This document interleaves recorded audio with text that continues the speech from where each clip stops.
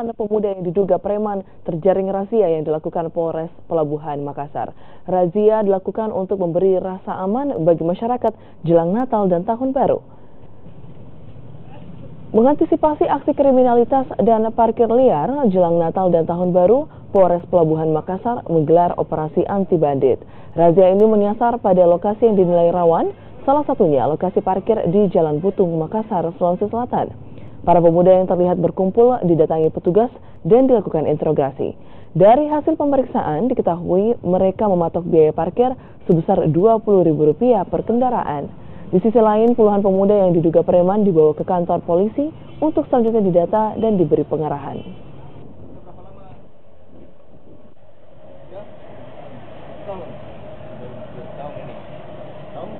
Lagi sesuai itunya, lagi sesuai yang tertera atau salah satu contohnya mereka ini para pelaku parkir liar yang juga sudah memberikan keresahan bagi masyarakat yang berbelanja di pasar-pasar seperti di Pasar Butung.